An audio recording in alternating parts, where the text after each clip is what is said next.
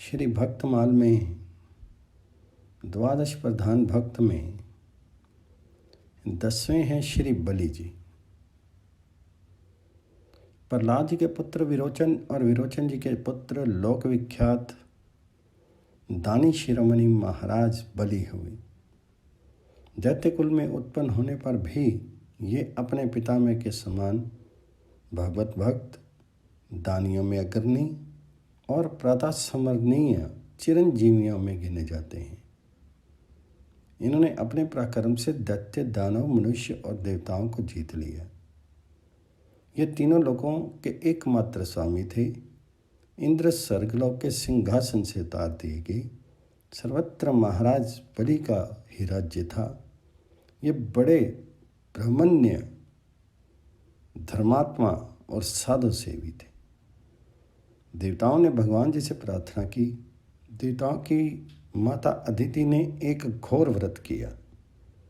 उससे संतुष्ट होकर के भगवान जी ने अदिति को वरदान दिया कि मैं तुम्हारे यहाँ पुत्र रूप में उत्पन्न होऊंगा, तभी मैं तुम्हारे पुत्रों का संकट दूर करूंगा। कालांतर में भगवान जी ने अदिति के यहाँ अवतार ग्रहण किया।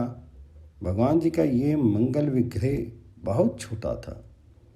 इससे आप वामन कहलाए और इंद्र के छोटे भाई होने से आपकी उपेंद्र संज्ञा हुई। सब देवता प्रसन्न हुए कि हमारा गया हुआ ऐश्वर्य फिर प्राप्त हुआ। महाराज बलि तीनों लोकों के स्वामी बनकर निश्चिंत होकर के यज्ञ कर रहे थे।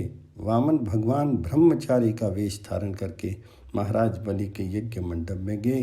बलि ने वामन ब्रह्मचारी का शास्त्र विधि से पूजन किया। अर्घ्यपाद्य देकर गोदान के अनंतर महाराज ने कहा, आप सुपात्र ब्रह्मचारी हैं, मैं आपको कुछ देना चाहता हूँ। आपको जो कुछ अच्छा लगे वह मांग लीजिए। आपके मांगने पर मैं सब कुछ दे सकता हूँ। निसंकोच होकर के आप मांगिए। मेरे यहाँ से कोई ब्राह्मण विमुख होकर नहीं जाता। वामन बोले,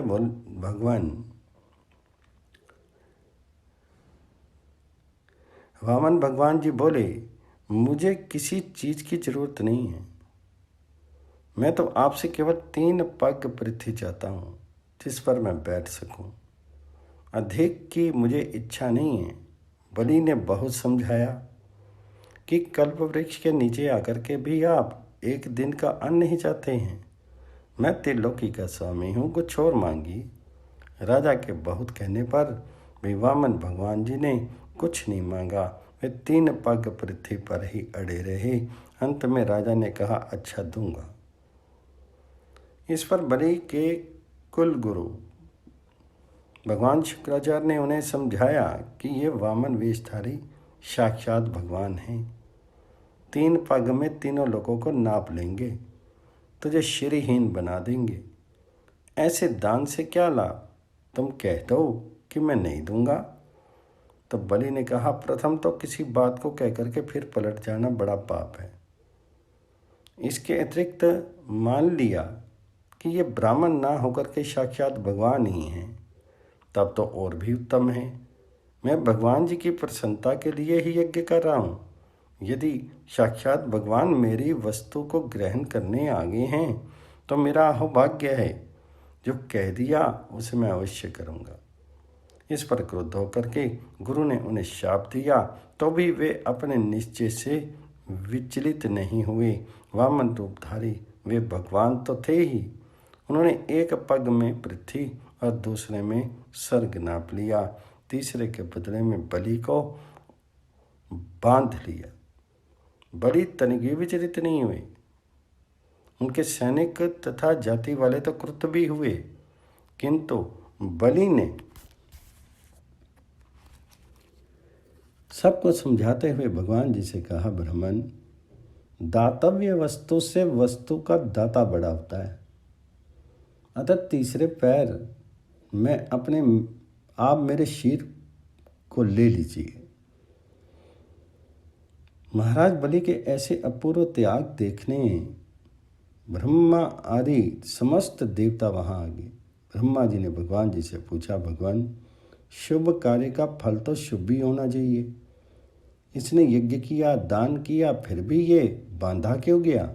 इस पर भगवान जी ने कहा, ब्राह्मण, जिस पर मैं कृपा करता हूँ उसका पहले तो मैं धन हर लेता हूँ, पीछे चाहे उसे संपूर्ण संपत्ति सौंप दूँ। ये तो मेरी कृपा है। बलि मेरा परम भक्त है, इसकी दुर्गति कभी नहीं होगी। देवताओं के भी ऐश्वर्य से दुर्लभ मैं इसे पाताल का ऐश्वर्य दूंगा। एक बार इसकी इंद्र बनने की इच्छा हुई थी, उसे पूरा करके मैं इसे अपना धाम में ले जाऊंगा।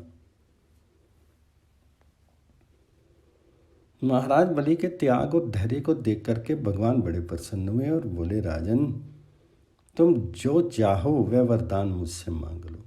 तब बलि ने कहा, भगवान, मुझे संसारिक वस्तुओं की तो आवश्यकता है नहीं, मैं तो आपको चाहता हूँ, आप सदा मेरे द्वार पर रहें, यही मेरी इच्छा है। भगवान हंसे और सोचने लगे, हम समझते थे हमने इसे बांधा है, किंतु इसने उल्टे हम ही को बांध लिया। भगवान तो सदा अपने भक्तों की प्रेम रज्जू में बंधे ही हुए हैं। उन्होंने कहा, आज से मैं सदा तुम्हारे द्वार पर द्वारपाल बनकर रहूँगा। भगवान जी का आशीर्वाद पा करके बलि प्रसन्नतापूर्वक सुतल लोक में चले गए। गदा पानी भगवान आज तक उनके दरवाजे पर एक रूप से द्वारपाल बने हुए खड़े हैं। ये है भगवान जी की भक्त वत्सलता का नमूना, और ये है भक्तों के सत्याग का सर्वोत्कृष्ट उदाहरण। श्री भक्तमाल में 12 प्रधान भक्तों में 11वें हैं श्री शुकदेव जी। शुकदेव जी महर्षि वेदव्यास के पुत्र हैं। इनकी उत्पत्ति के संबंध में अनेकों प्रकार की कथाएं मिलती हैं। महर्षि वेदव्यास ने यह संकल्प करके कि पृथ्वी, जल, वायु और आकाश की भांति धैर्यशाली तथा तेजस्वी पुत्र प्राप्त हो, गौरी शंकर की विहार स्थली सुमेरु श्रृंग पर घोर तपस्या की। उनकी तपस्या से प्रसन्न होकर शिव ने वैसा ही पुत्र होने का वर दिया। यद्यपि भगवान जी के अवतार श्री कृष्ण द्वैपायन की इच्छा और दृष्टि मात्र से कई महापुरुषों का जन्म हो सकता था और हुआ है, तथापि अपने ज्ञान तथा सदाचार के धारण करने योग्य संतान उत्पन्न करने के लिए और संसार में किस प्रकार से संतान की सृष्टि करनी चाहिए, ये बात बताने के लिए ही उन्होंने तपस्या की होगी। शुकदेव की महिमा का वर्णन करते समय इतना स्मरण हो जाना कि वे वेद व्यास के तपस्या जनिक पुत्र हैं, उनके महत्व की असीमता सामने ला देता है। एक दिन वे अग्नि मंथन कर रहे थे। उसी समय घृताची अप्सरा वहां आ गई। संयोग ही ऐसा था, या यो कहें कि यही बात होने वाली थी। उनका तेज अग्नि में ही गिरा। उसी से शुकदेव का जन्म हुआ। उनके शीर से निर्धूम अग्नि की भांति निर्मल ज्योति फैल रही थी। वे उस समय 12 वर्ष के बालक की भांति थे। इससे रूप धारण करके गंगा जी वहां आई। बालक को उन्होंने स्नान कराया। आकाश में काला मृग चर्म और दंड आया। गंधर्व, अप्सरा, विद्याधर और आदि गाने बजाने और नाचने लगे। देवताओं ने पुष्प वर्षा की। सारा संसार आनंद मग्न हो गया। भगवान शंकर और पार्वती जी ने स्वयं पधार करके उसी समय उनका उपनयन संस्कार कराया। उसी समय सारे वेद, उपनिषद, इतिहास आदि मूर्तिमान होकर के उनकी सेवा में उपस्थित हुए। अब वे ब्रह्मचारी होकर के तपस्या करने लगे। उनकी प्रवृत्ति धर्म, अर्थ और काम की ओर नहीं थी। वे केवल मोक्ष का ही विचार करते रहते थे। उन्होंने एक दिन अपने पिता व्यास देव जी के पास आकर के बड़ी नम्रता के साथ मोक्ष के संबंध में बहुत से प्रश्न किए। उत्तर में व्यास जी ने बड़े ही वैराग्यपूर्ण उपदेश दिए। यथा, बेटा, धर्म का सेवन करो, यम नियम तथा देवी संपत्तियों का आश्रय लो। ये शेर पानी के बुलबुले के समान हैं। आज है तो कल नहीं। क्या पता किसी समय इसका नाश हो जाए। इसमें आसक्त होकर के अपने कर्तव्य को नहीं भूलना चाहिए। दिन बीते जा रहे हैं, क्षण क्षण आयु क्षीण हो रही है, एक एक पल की गिनती की जा रही है। तुम्हारे शत्रु सावधान हैं, तुम्हें नष्ट कर डालने का मौका ढूंढ रहे हैं। अभी अभी इस संसार की ओर से अपना मुंह मोड़ लो। अपने जीवन की गति उस ओर कर दो जहां इनकी पहुंच नहीं है। संसार में वे ही महात्मा सुखी हैं जिन्होंने वैदिक मार्ग पर चल करके धर्म का सेवन करके परम तत्व को उपलब्धि की है। उनकी सेवा करो और वास्तविक शांति प्राप्त करने का उपाय जान करके उस पर आरूढ़ हो जाओ। दुष्टों की संगति कभी मत करो, वे पतन के गड्ढे में ढकेल देती हैं। वीरता के साथ काम क्रोध शत्रुओं से बचो और धीरता के साथ आगे बढ़ो। तुम्हें कोई तुम्हारे मार्ग से विचलित नहीं कर सकता। परमात्मा तुम्हारा सहायक है, वे तुम्हारी शुभ इच्छा और सच्चाई को जानता है। बेटा, मैं तुम्हारा अधिकार जानता हूँ। तुम तत्व ज्ञान प्राप्त करने के लिए मिथिला के नरपति जनक के पास जाओ। वे तुम्हारे संदेह को दूर करके स्वरूप बोध करा देंगे। तुम जिज्ञासु हो, बड़ी नम्रता के साथ उनके पास जाना। परीक्षा भाव के भाव मत रखना, घमंड मत करना, उनकी आज्ञा का पालन करना। मानुष मार्ग में पैदल तितिक्षा करते हुए ही जाना उचित है। पिता की आज्ञा शिरोधार्य करके सुखदेव जी महाराज कई वर्ष में अनेकों प्रकार के कष्ट सहन करते हुए मिथिला में पहुंचे। द्वारपालों ने इन्हें अंदर जाने से रोका, परंतु उनकी जाज्वल्यमान ज्योति को देख करके और तिरस्कार की दशा में भी पूर्वत प्रसन्न देख करके एक ने उनके पास आकर के बड़ी अभ्यर्थना की। वह उन्हें बड़े सत्कार से अंदर ले गया। मंत्री ने उन्हें एक ऐसे स्थान पर ठहराया जहाँ भोग की अनेकों वस्तुएं थी। उनकी सेवा में बहुत सी सुंदर स्त्रियां लगा दी, परंतु वे विचलित नहीं हुए। सुख दुख शीत उष्ण में एक से रहने वाले सुख को ये देख सब देख कर कुछ भी हर्ष शोक नहीं हुआ। ब्रह्म चिंतन में संलग्न रह करके उन्होंने इसी प्रकार वह दिन और रात्रि बिता दी।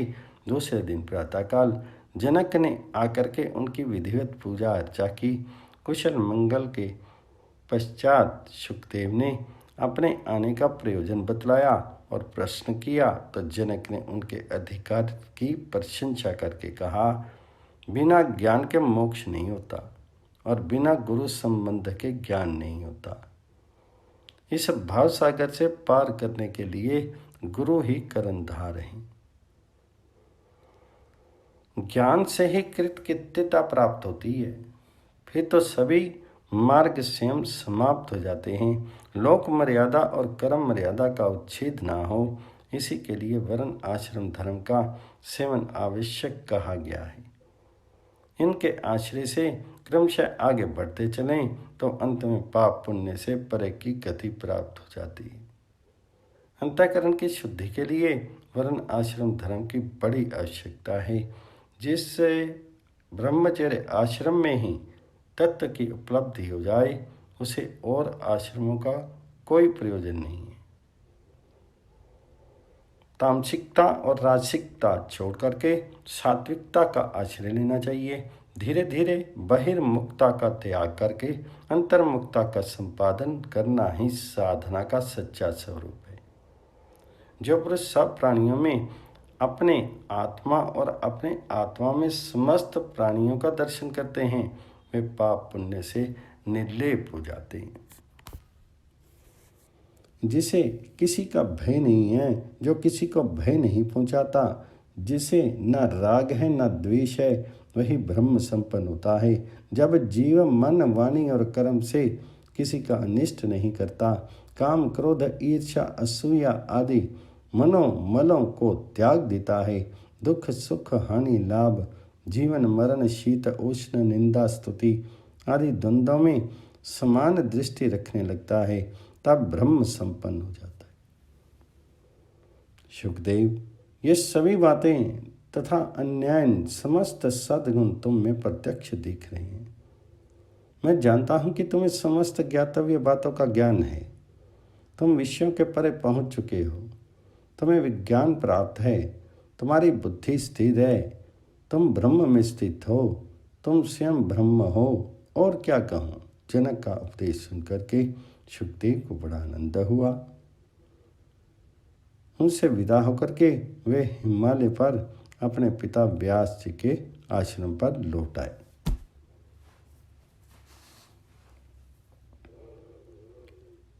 इनकी उत्पत्ति की एक ऐसी कथा भी है कि व्यास जी की एक वटिका नाम की पत्नी थी।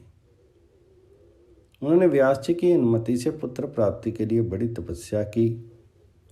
उससे प्रसन्न होकर के भगवान शंकर ने वर दिया कि तुम्हें एक बड़ा तेजस्वी पुत्र प्राप्त होगा। समय पर गर्भ स्थिति हुई, परंतु 12 वर्ष हो गए, प्रसव नहीं हुआ।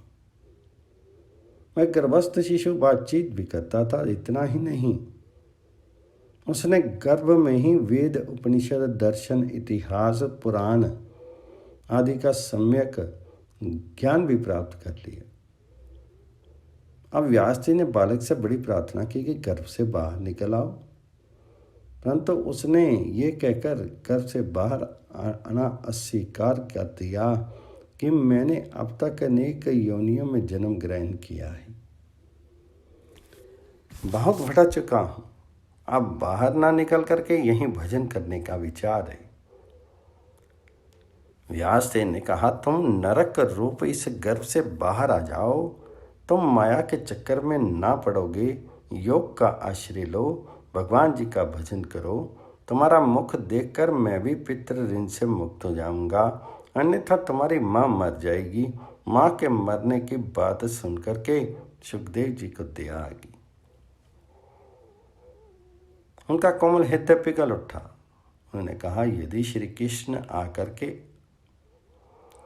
आपकी बातों का समर्थन करें तो मैं निकल सकता हूं। इसी बहाने उन्होंने जन्म के समय ही अपने पास श्री कृष्ण को बुला लिया। व्यास की प्रार्थना से श्री कृष्ण ने कहा कि गर्भ से निकल आओ। मैं इस बात का साक्षी हूं कि माया तुम पर प्रभावी नहीं होगी। वे गर्भ से निकल आए। उस समय उनकी अवस्था 12 वर्ष की थी। जन्मते ही श्री कृष्ण माँ और पिता को नमस्कार करके उन्होंने जंगल की यात्रा की। उनके श्याम वर्ण के सुगठित, सुकुमार और सुंदर शरीर को देख करके व्यास देव मोहित हो गए। उन्होंने बड़ी चेष्टा की, बहुत समझाया कि तुम मेरे पास ही रहो, परंतु सुखदेव ने एक नहीं मानी। उस समय का पुत्र पिता संवाद स्कंद पुराण की एक अमूल्य वस्तु है। प्रत्येक विरक्त को उसका मनन करना चाहिए। अंततः वे विरक्त होकर के चले ही गए। एक अन्य कथा इस प्रकार की आती है कि एक समय पार्वती जी ने जिज्ञासा की कि प्रभु, आप मुझे श्री कृष्ण संबंधी कथा सुनाएं, क्योंकि आप उन्हीं का स्मरण चिंतन निरंतर करते रहते हैं। महादेव ने कहा, बड़ी गोपनीय बात है, देख लो, कोई दूसरा तो नहीं है। पार्वती ने देख करके कह दिया, यहाँ कोई दूसरा नहीं है। वहाँ एक तोते का सड़ा हुआ अंडा अवश्य पड़ा था, परंतु वह मर गया था। इससे पार्वती जी ने उसकी चर्चा ही नहीं की। महादेव ने कहा, अच्छा, हुंकारी बरते जाना। वे कहने लगे, दशम स्कंद तक तो वे सुनती गई और स्वीकारोक्ति ओम का उच्चारण भी करती गई, किंतु अंत में उन्हें नींद आ गई। अब तक वह तोते का अंडा भगवत कथा अमृत का पान करके जीवित उठा था।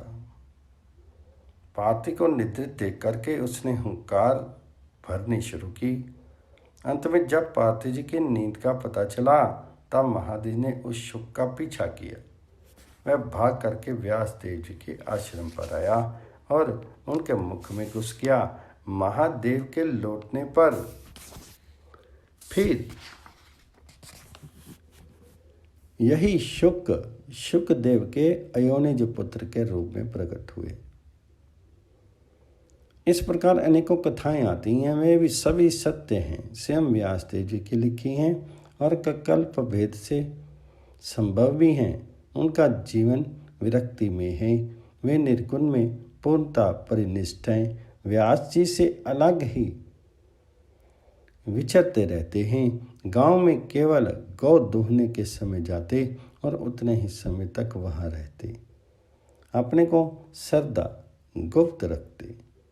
व्यास जी की इच्छा थी कि ये मेरे पास आए और मेरे जीवन की परम निधि भगवत संहिता का अध्ययन करते, परंतु वे मिलते ही नहीं थे। व्यास जी ने भगवान जी का एक अति उत्तम श्लोक अपने विद्यार्थियों को रटा दिया था। वे उसका गायन करते हुए जंगलों में समिधा लाने जाया करते थे। एक दिन उसे शुकदेव जी ने भी सुना। श्री कृष्ण की लीला ने उन्हें खींच लिया। वे निर्गुण निष्ठ होने पर भी भगवान जी के गुणों में रम गए। उन्होंने 18,000 श्लोकों का अध्ययन किया। हमें मन ही मन उन्हें गुनगुनाते हुए विचरने लगे। इसी परमहंस संहिता का सप्ताह उन्होंने महाराज परीक्षित को सुनाया था। इस भागवत वक्ता परम भागवत शुकदेव जी के पास प्रायः बड़े बड़े ऋषि आया करते थे। नारदीय पुराण में सनत कुमार जी के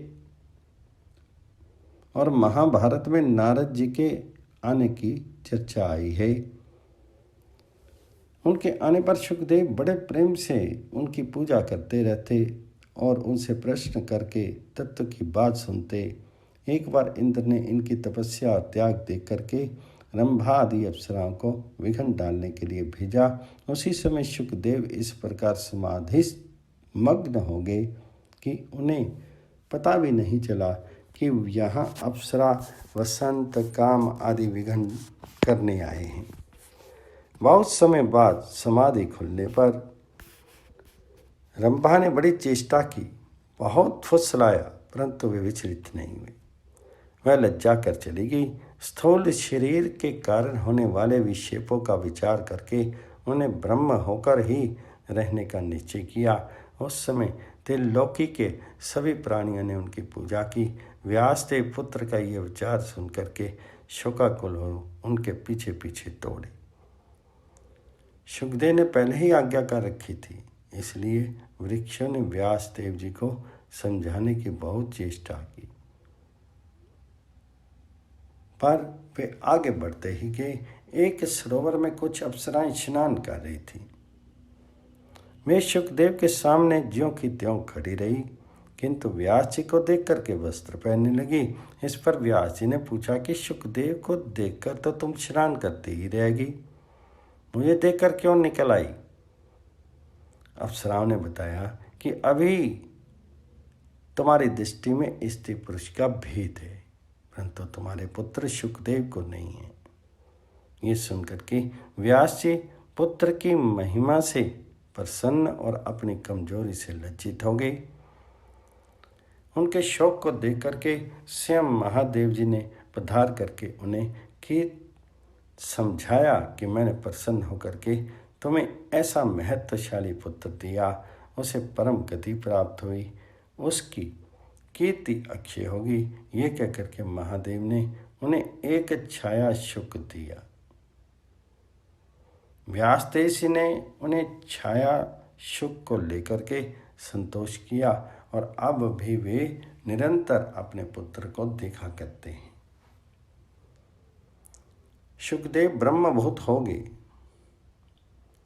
ब्रह्मभूत होकर के या छाया शुक के रूप में विद्यमान होकर के कम से कम ये बात अधिकार के साथ कही जा सकती है कि वे अब भी हैं और अधिकारी पुरुषों की दर्शन देकर के उपदेश भी करते हैं। कहीं कहीं इनकी एक पिवरी नाम की स्त्री और कृष्ण गौरप्रभ आदि संतानों का भी वर्णन आता है। श्री भक्तमाल। द्वादश प्रधान भक्त में 12वें भक्त श्री धर्मराज जी। भगवान सूर्य की पत्नी संज्ञा से आपका प्रादुर्भाव हुआ है। आप कल्पांत तक संयमनीपुरी में रहकर जीवों को उनके कर्म के अनुसार शुभ अशुभ फल का विधान करते रहते हैं। ये पुण्यात्मा लोगों को धर्मराज के रूप में बड़े सौम्य और पापात्मा जीव को यमराज के रूप में भयंकर दिखते हैं। जैसे अशुद्ध सोच सोने को शुद्ध करने के लिए अग्नि में तपाते हैं, वैसे ही आप कृपावत जीवों को दंड दे करके उन्हें शुद्ध करके भगवत भजन के योग्य बनाते हैं। भगवान जी के मंगलमय नाम की महिमा का वर्णन करते हुए श्री धर्मराज जी अपने दूतों से कहते हैं कि प्रिय दूतों, भगवान जी के नाम उच्चारण की महिमा तो देखो। अजामिल जैसा पापी भी एक बार नाम उच्चारण करने मात्र से मृत्युपात से छुटकारा पा गया। भगवान जी के गुण लीला और नामों का भली भांति कीर्तन मनुष्यों के पाप का सर्था विनाश कर दे, ये कोई उसका बहुत बड़ा फल नहीं। क्योंकि अत्यंत पापी अजामिल ने मरने के समय चंचल चित्त से अपने पुत्र का नाम नारायण उच्चारण किया। इस नाम आभास मात्र से ही उसके सारे पाप तो क्षीण हो ही गए, मुक्ति की प्राप्ति भी होगी। जो समदर्शी साधु भगवान जी को ही अपना साध्य और साधन दोनों समझ करके उन पर निर्भर हैं, बड़े बड़े देवता सिद्ध उनके पवित्र चरणों का प्रेम से गान करते रहते हैं। मेरे दूतों, भगवान की गधा उनकी सदा रक्षा करती रहती है। उनके पास तुम लोग कभी भूल कर भी मत जाना। उन्हें दंड देने के समर्थन न हम में है और न साक्षात काल में।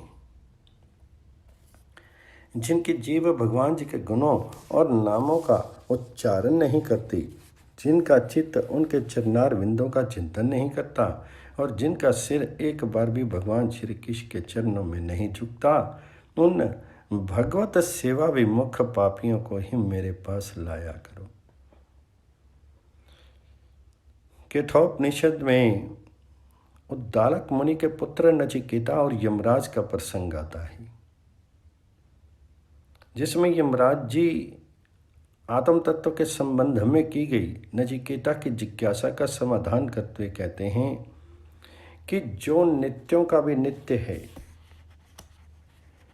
चेतनों का भी चेतन है और अकेला ही इन अनेक जीवों की कामनाओं का विधान करता है, उस अपने अंदर रहने वाले पुरुषोत्तम को ज्ञानी निरंतर देखते रहते हैं। उन्हीं को सदा अटल रहने वाली शांति प्रिय होती है, दूसरों को नहीं। ये पर ब्रह्म परमात्मा ना तो प्रवचन से ही बुद्धि से और न बहुत सुनने से ही प्राप्त होता है। जिसको ये स्वीकार कर लेता है उसके द्वारा ही प्राप्त किया जा सकता है, क्योंकि यह परमात्मा उसके लिए अपने यथार्थ स्वरूप को प्रकट कर देता है।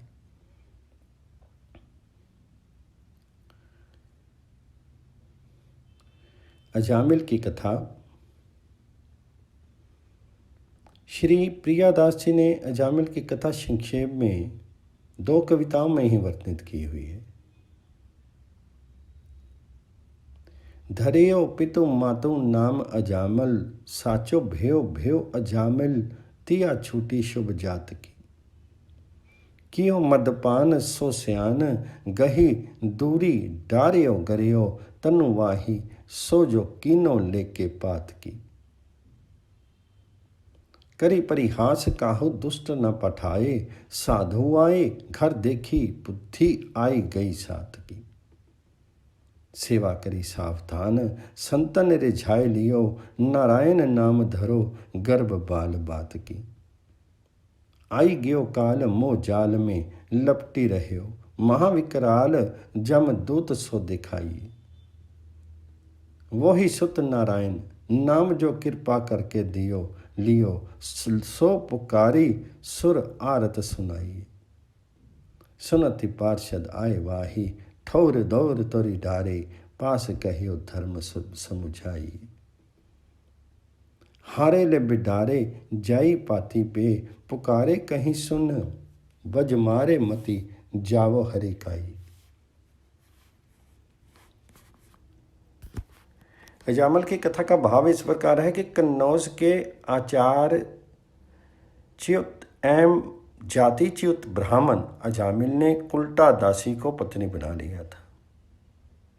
न्याय अन्याय से जैसे भी धन मिले वैसे प्राप्त करना और उस दासी को संतुष्ट करना ही उसका काम हो गया था। माता पिता की सेवा और अपनी वाहिता साध्वी पत्नी का पालन भी कर्तव्य है, ये बात उसे सरथा भूल चुकी थी। उस कुल्टा दासी से अजामिल के कई संतानें हुई। पहले का किया पुण्य सहायक हुआ, किसी सत्पुरुष का उपदेश काम कर गया। अपने सबसे छोटे पुत्र का नाम अजामिल ने नारायण रखा। बुढ़ापे की अंतिम संतान पर पिता का अपार मोह होता है। अजामिल के प्राण जैसे उस छोटे बालक में ही बसते थे। इसी मोहग्रस्त दिशा में मृत्यु की घड़ी आ गई। यमराज के भयंकर दूत हाथों में पाश लिया धमके और अजामिल के सूक्ष्म शरीर को उन्होंने बांध लिया। उन विकराल दूतों को देखते ही भय से व्याकुल अजामिल ने पास में खेलते हुए अपने पुत्र को कातर स्वर से पुकारा, नारायण नारायण। नारायण एक मरणासन्न प्राणी की ये कातर पुकार सुनी भगवत पार्षदों ने और वे दौड़ पड़े यमदूतों का पाश। उन्होंने छिन्न भिन्न कर दिया। बेचारे यमदूत हक्के बक्के देखते रह गए। उनका ऐसा अपमान कहीं नहीं हुआ था। साहस करके वे भगवत पार्षदों से बोले, आप लोग कौन हैं? हम तो धर्मराज के सेवक हैं। उनकी आज्ञा से पापी को उनके समक्ष ले जाते हैं। आप हमें अपने कर्तव्य पालन से क्यों रोकते हैं? भगवत पार्षदों ने फटकार दिया, तुम धर्मराज के सेवक सही हो, किंतु तुम्हें धर्म का ज्ञान ही नहीं है। जानकर या अनजान में ही जिसने भगवान नारायण का नाम ले लिया वह पापी रहा कहाँ? इस पुरुष ने पुत्र के बहाने से ही नाम तो नारायण प्रभु का लिया है, फिर इसके पाप रहे कहाँ? तुम एक निष्पाप को कष्ट देने की धृष्टता मत करो। यमदूत क्या करते? वे अजामिल को छोड़ करके यमला का गए और अपने स्वामी के सम्मुख हाथ जोड़ करके सारा वृत्तांत निवेदित किया। दूतों की बात सुनकर के यमराज बोले, सेवको, तुम लोग केवल उसी पापी जीव को लेने जाया करो जिसकी जीभ से कभी किसी प्रकार भगवान नाम ना निकला हो, जिसने कभी भगवत कथा ना सुनी हो, जिसके पैर कभी भगवान जी के पावन लीला स्थलों में ना गए हों, अथवा जिनके हाथों ने कभी भगवान जी के श्री विग्रह की पूजा ना की हो।